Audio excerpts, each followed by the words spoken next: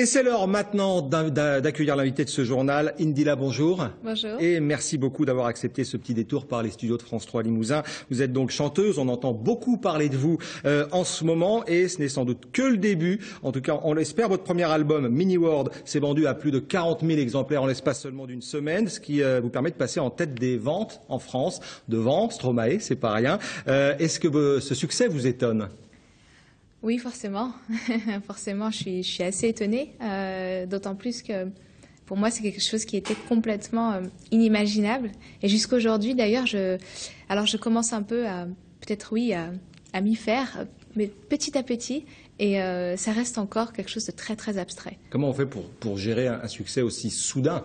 On en reparlera. Vous étiez déjà connu de la chanson, mais enfin, quand même, là, c'est... Je pense que, enfin, ma méthode à moi, c'est de savourer l'instant tout de suite et puis de l'oublier très vite.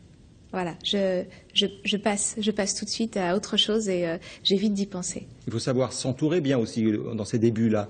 Oui, ça c'est très important. J'ai d'ailleurs attendu, avant de me lancer dans cette carrière solo, d'avoir un très très bon entourage solide.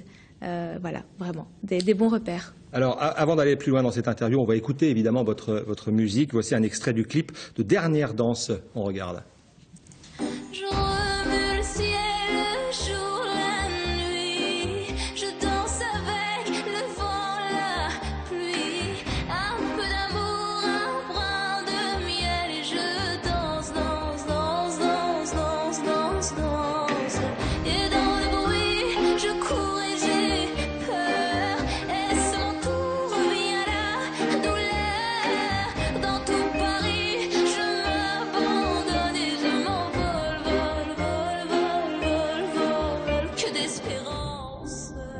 Alors ce clip, il est magnifique, la chanson également. Vous savez combien de vues il a sur Internet ? Je me suis arrêtée à 23 millions. Voilà, mais vous pouvez en rajouter 2,5 millions. 25 millions et demi de vues sur YouTube. Vous l'expliquez comment ça ? Parce que c'est venu très vite également. C'est très difficile. J'ai pas vraiment de réponse, honnêtement. Je sais pas comment je peux expliquer quelque chose.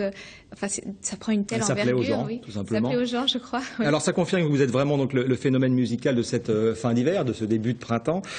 Et pourtant, on ne vous connaît pas encore très bien. Hein, le grand public ne vous connaît pas encore très bien. Vous êtes parisienne, mais vous définissez comme une enfant du monde. Ça veut dire quoi, une enfant du monde ? Une enfant du monde, c'est quelqu'un qui veut garder son insouciance, parce que les enfants ont cette capacité à être encore insouciants. Ce sont des personnes, les enfants, qui se rappellent ce que c'est de jouer, de chanter, voilà.